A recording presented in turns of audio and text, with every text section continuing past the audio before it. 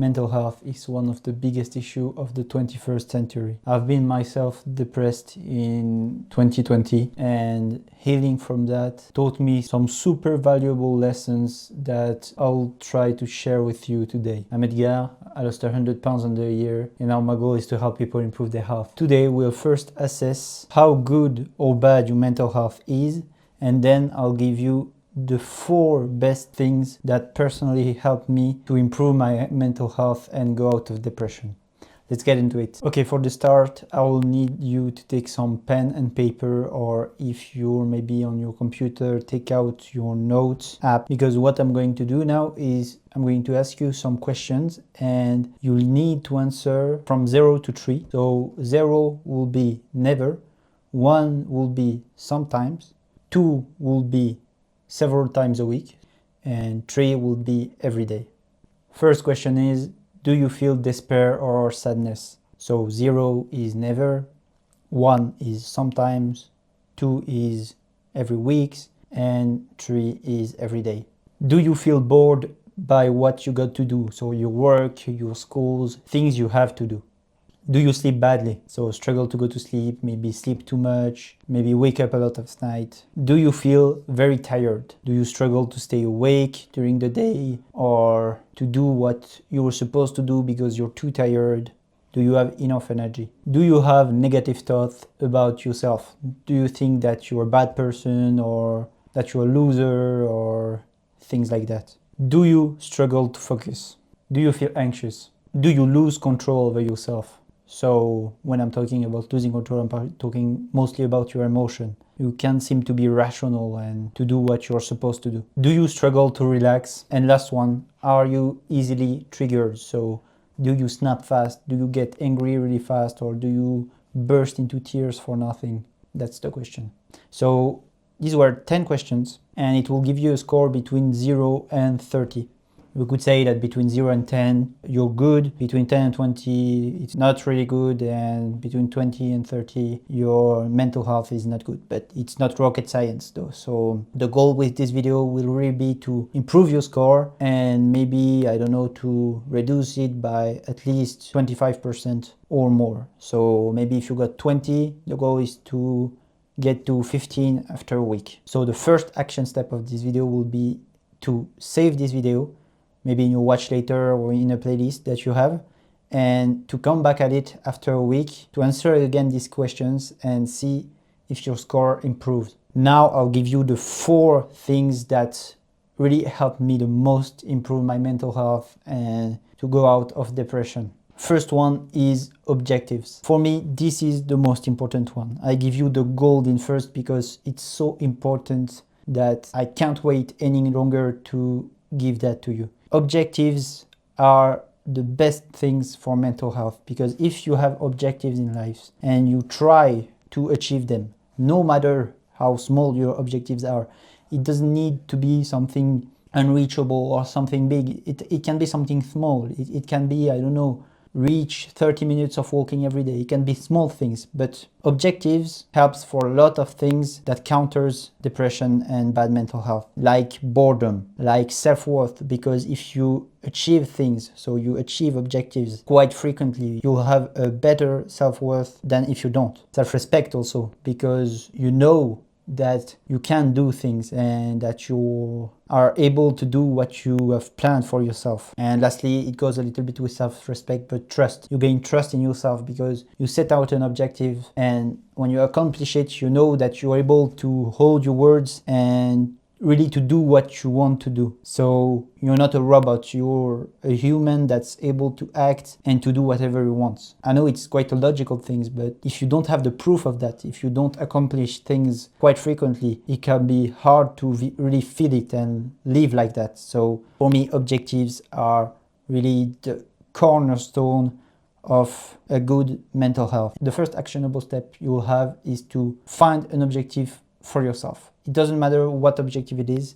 And I know that something will maybe pop in your head as I say that. I know that most people have this thing that they want to do for a while and they don't do because they are scared or they don't know how to do it, or they say to themselves they don't have time. Take this thing and make it your objective. Find something. That's the first actionable step you need to do. Second thing that helped me the most for my mental health is journaling, and specifically two types of journaling. The first one is gratitude journaling. This will completely rewire your brain. If you are not someone that's very grateful on a daily basis, it will change your life if you do it. And I mean it really, because it has changed mine. The goal is really simple. You just take a pen and a sheet of paper and you write 3 to 5 things that you are grateful for. So maybe it's your parents, maybe it's a flower that you've seen, maybe it's the snow, it can be anything, okay? And you write, I'm grateful for this because of that.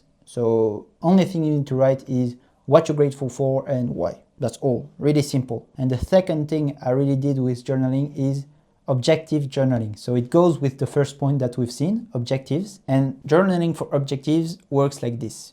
You write out what your objective is, and then you break it down in steps. So let's say your objective is to have abs, for example. The main step will be lose weight and build muscle, maybe. And in these steps, you will have other steps. So in lose weight, you will have maybe eat differently and do some cardio. And in that, you'll have maybe walk 30 minutes every day. So you break down your objectives in small little steps until it seems super achievable for you. The goal with this exercise is really to reach a step where it's super easy for you to do. And from there, you climb and you climb and you climb until you get to your objectives. That's a super underrated way of journaling that I've seen few people doing, but in my opinion, it's really one of the best way to get what you want out of life, because if you have a plan and that the steps are small enough for you to take and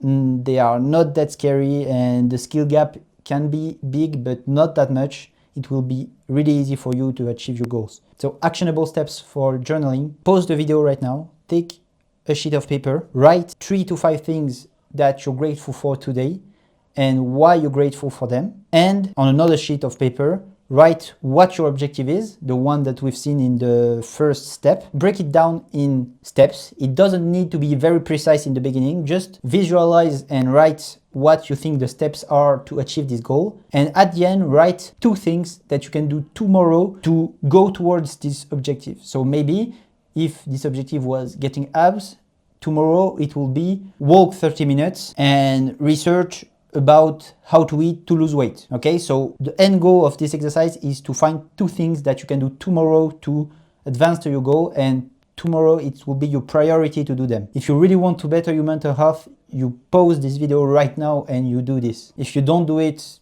I can't do anything for you. Third one is social media. Mental health problems comes also with dopamine problems. Dopamine is the hormone responsible for reward in your brain, but we can shorten it as to say that it's the hormone responsible for pleasure and happiness. So the problem with social media is that it gives you a lot of this dopamine, and your levels of dopamine when you watch social media will be very high. But when you won't watch it anymore, it will crash and go very low because you won't be as stimulated as on social media. On social media, you see thousands of people, new countries, you see people edit their videos, you see zoom flashes, you're super stimulated, and in real life, you never be able to be as stimulated as this.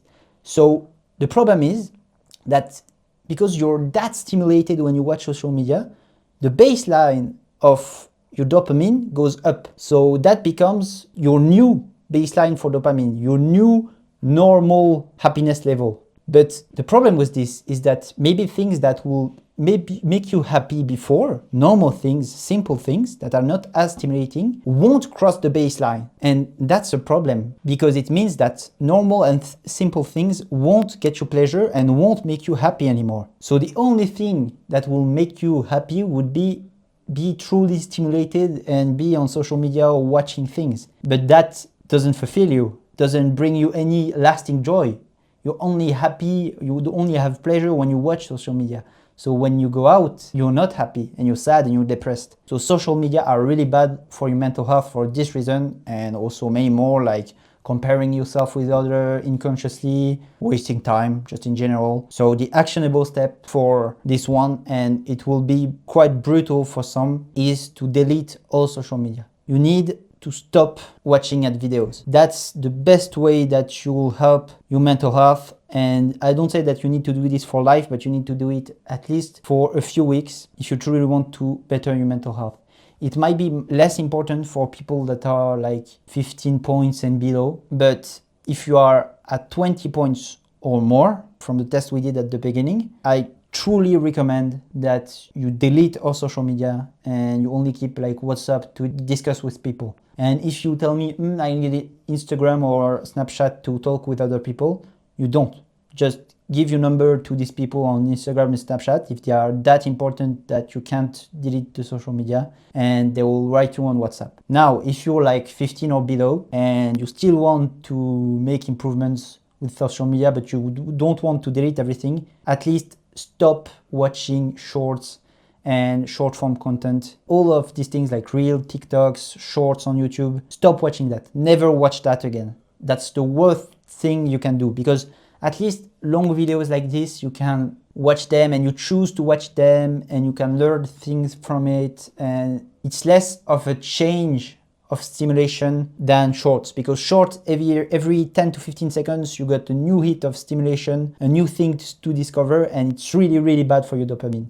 When long form videos are quite better, and if you watch a lot of educational content like this, I think that it's still better than entertainment, because even though most people don't take notes for every video or are not there absolutely to learn everything, you will learn something and it will make you a little bit better. At least it's my belief, and myself, I've been helped by many channels and videos on YouTube for my general health and mental health. So cut out the shorts and keep the long form video if you want to do something less drastic to improve your mental health. Fourth and last one would be exercise. Exercise is what made me start to improve my mental health. There is something special with exercising that makes it so good to improve your mental health. First thing, it releases hormone that makes you happy from exercising. So you'll be just happier if you exercise.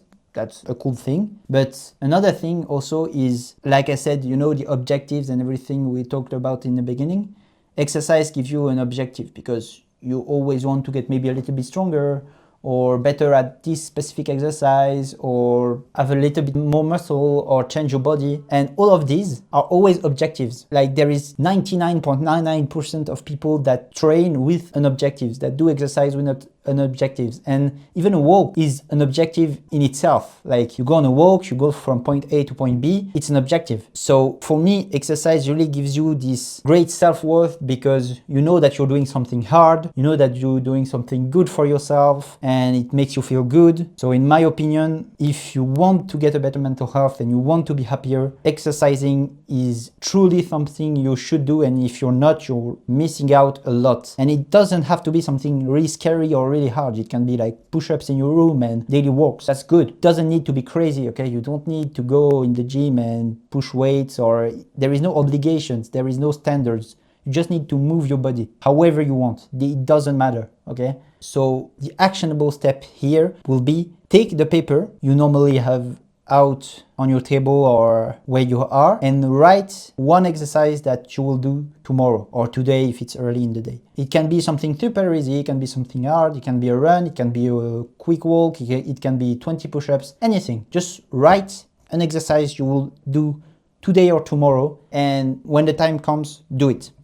And see how you feel. See if you feel better. See if you liked it. I swear, if you want to better your mental health, it's super important that you exercise daily, at least a little bit, 10-15 minutes. Like, it doesn't need to be a lot, just a little bit. Please do it for yourself, really. If you're interested that I make a video on how to make a workout plan for your health, like you can customize yourself and make it so you can recover well and everything, please tell me in the comments. So to summarize, we said, find an objective, write things you're grateful for, and write steps to go to your objectives, including 2 things you can do tomorrow to advance towards your objective. Suppress all social media, or at least stop watching short form content. And last one is exercise, anything. Do this for a week. Do it really, like it's not hard. Journaling takes maybe like 5 to 10 minutes.